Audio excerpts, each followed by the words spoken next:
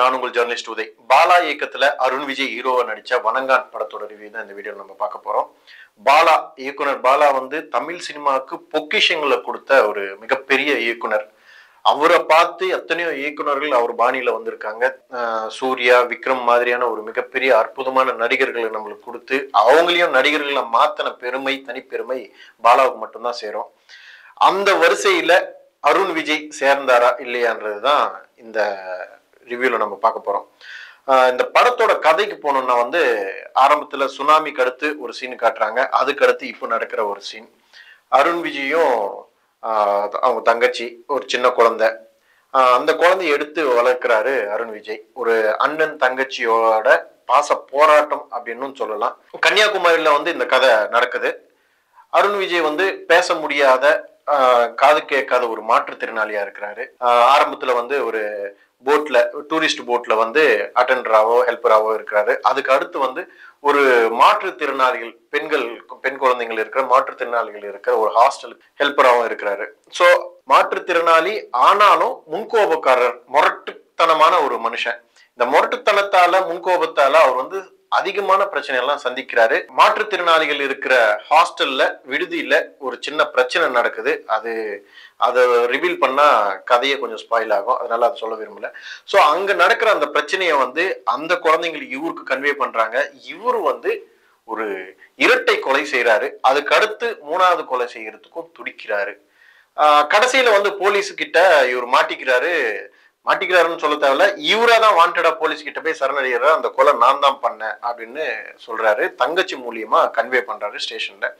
So police எல்லாம் arrest பண்ணுது. அதுக்கப்புறம் சமுத்திரக்கனி ஒரு சீனியர் போலீஸ் ஆஃபீஸரா உள்ள வர்றாரு. அந்த கேஸை ஹேண்டில் பண்ற வராரு. இந்த கேஸ் ஒவ்வொரு இடமும் திருப்பு முனையா மாறிட்டே இருக்கும். எதுக்காக மர்டர் பண்ணேன்னு கேட்டா நான் சொல்ல மாட்டேன்னு சொல்லுவாரு. காரணத்தை நான் சொல்லக்கூடாதுன்ற மாதிரி ஒரு ஸ்டாண்டர்டான ஒரு முடிவோட இருப்பாரு. இந்த விஷயத்துல அருண் விஜய்க்கும் சமுத்திரக்கனிக்கும் நடுவுல நடக்கிற ஒரு சீரியஸான விஷயம் எல்லாம் கூட செம்மையா ஒர்க் அவுட் ஆயிருக்கும். இந்த கேஸுக்கு தீர்ப்பு சொல்ற ஜட்ஜா இயக்குனர் மிஷ்கின் வராரு. அவரோட இதுவும் செம்மையா இருக்கு. ஸோ கடைசியில இந்த கேஸ் என்ன ஆச்சு, அவர் எதுக்காக கொலை பண்ணாரு அப்படின்றதுதான் மீதி கதை. பொதுவாகவே பாலா படத்துல ஹீரோக்கள் எல்லாம் எப்படி இருப்பாங்கன்ற தெரிஞ்ச விஷயம் தான். பிதாமகன் எடுத்துக்கிட்டாலும் சூர்யா எப்படி இருந்தாரு, விக்ரம் எப்படி இருந்தாரு, விக்ரமோட சாயல்ல இந்த கேரக்டரும் இருக்கு. சோ அதுக்கு அடுத்தபடியான ஒரு கேரக்டர்னு சொல்லலாம். அருண் விஜய் சும்மா பிச்சு மேஞ்சிருக்காரு.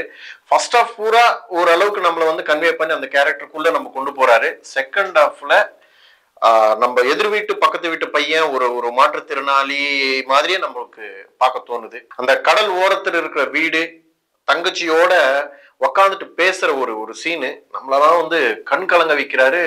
அட் தி சேம் டைம் அந்த தங்கச்சி கேரக்டர் நடிச்ச அவங்களும் அருண் விஜயும் போட்டி போட்டு நடிச்சிருப்பாங்க. அந்த ஒரே ஒரு சீன் போதும் படத்துக்கு அவ்வளவு உயிர் கொடுத்துருக்கும். என்னமா நடிக்கிறான் அருண் விஜய்ன்ற மாதிரி தோணும். எத்தனையோ வருஷமா அருண் விஜய் ஃபீல்டுக்குள்ள போராடிட்டே இருக்காரு, ஒரு நல்ல ஸ்டாண்டான ஒரு இடத்துக்கு வரணும்ன்ட்டு. என்னை அறிந்தால் படத்துல இருந்து அவர் ஒரு அளவுக்கு ஒரு நல்ல ஆர்டிஸ்டா, ஒரு நடிகனா செட்டில் ஆனாரு. இந்த படத்துல பாலா ஸ்டூடெண்ட், பாலா ஃபேக்டரி நடிகன் அப்படின்னு காலர் தூக்கி வர ஒரு ஹீரோவா வந்திருக்காருன்றதுல டவுட்டே கிடையாது. நடிப்புல நம்மளால செம்மையா மெனக்கட்டு பாலா சொல்றத அப்படியே கேட்டு நம்ம பொது ரசிகர்கள் எல்லாருக்குமே, எல்லா ஹீரோ ரசிகரும் நல்லா லைக் பண்ற மாதிரி நடிச்சிருக்காரு. சொல்ல போனா ஃபர்ஸ்ட் ஹாஃப் எல்லாமே ஒரு நார்மலா போகும், இழுத்துதான் கதை அப்படியே ஜவு மிட்டாய் மாதிரி பண்ணியிருக்காங்க. செகண்ட் ஹாஃப் தான் படமே. அந்த இடத்துல செம்மையா நடிச்சு நம்ம எல்லாருமே மிரட்டி தள்ளி இருக்காரு அருண் விஜய். அருண் விஜய்க்கு ஹேட்ஸ் ஆஃப். அடுத்து கதாநாயகி ரோஷினி பிரகாஷ். அவங்களும் ஒரு டூரிஸ்ட் கைடா நடிச்சிருக்காங்க. வேற லெவல்ல நடிச்சிருக்காங்க. அதாவது பொதுவாகவே டூரிஸ்ட் கைடு பல மொழி கற்றவர்களா இருப்பாங்க, திறமைசாலியாவும் இருப்பாங்க. அந்தந்த இடத்துக்கு ஏற்ற மாதிரி சும்மா டாக்டிக்கா பேசி கவருவாங்க. இந்த கேரக்டர் தான். அந்த கேரக்டர்ல ரோஷினி வாழ்ந்து இருக்கிறாங்கன்னு சொல்லலாம்.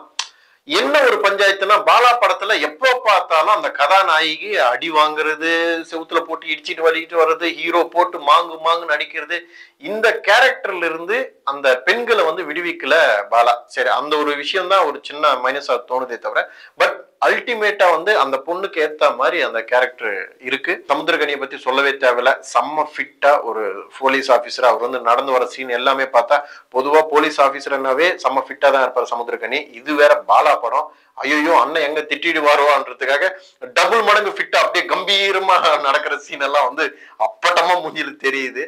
அதுக்கு அடுத்து வந்து மிஷ்கின். பாலா படத்துல இருக்க ஒரு மிக ஆகச்சிறந்த விஷயம் என்னன்னா வந்து சீரியஸான கேரக்டர் சீரியஸாவே பேசி நம்மள சிரிக்க வைக்கும். அது மாதிரியான ஒரு கேரக்டர் மிஷ்கின் கேரக்டர். மிஷ்கின் வரப்போற சீன் எல்லாம் வந்து போற சீன் எல்லாமே வந்து நம்மள அப்படியே ஒரு மாதிரியா வந்து சிந்திக்க வைக்கிறது, அப்படியே சிரிப்பும் காட்டிட்டு போகுது. மிஷ்கின் அல்டிமேட்டா நடிச்சிருப்பாரு. அவரு அந்த அந்த ஜட்ஜை பத்தி சொல்றவங்க எல்லாம் கூட அவர் அவ்வளவுதான்ப்பா 10 நிமிஷம் கத்தி டாப் டூப்னு பண்ணுவாரு. அது வரைக்கும் நம்ம சைலண்டா பொறுமையா இருந்தா போதும், மத்ததெல்லாம் நான் பாத்துக்கிறேன்னு சொல்றது. அதுக்கேத்த மாதிரி அவரோட கேரக்டர் நடிப்பு எல்லாமே வந்து ஒரு ஃபுல் பேக்கேஜா இருந்தது மிஷ்கின் கேரக்டர் அண்ட் ஆக்டிங். படத்தோட மியூசிக் பத்தி சொல்லணும்னா ஜிவி பிரகாஷ் இந்த படத்துக்கு ஏத்த மாதிரி கொடுத்திருக்காரு. பட் எனக்கு தெரிஞ்ச வர பாலா சினிமால இளையராஜா மியூசிக் வேற லெவல்ல இருக்கும். ஐயோ இளையராஜா மிஸ் ஆயிட்டாரு அப்படின்னு சில இடத்துல தோணுச்சு. பாட்டுல எல்லாம் கூட நமக்கு அது தோணுச்சு. பாலா பத்தி எவ்வளவு சொன்னாலும் குறைவுதான். அந்த ஃபர்ஸ்ட் ஹாஃப்ல எதுக்கு அவ்வளோ லேகா வச்சாரு, நம்மளெல்லாம் வந்து சோதிப்பார் மனுஷன். என்னடா மறுபடியும் நாச்சியாரு இது மாதிரி இதுலயே போயிட்டாப்லயே மனுஷன் அப்படின்னு தோணும். செகண்ட் ஹாஃப்ல வந்து நம்மள அப்படியே கட்டி போட்டு சைலண்டா உட்காருப்பா சேர்ல, அப்புறம் கதை அப்புறம் உன்னோட யோசனை எல்லாம் வேற இடத்துல வச்சுக்கோ, இது ஏன் படம் அப்படின்னு கட்டி போட்டு உட்கார வைக்கிறாரு.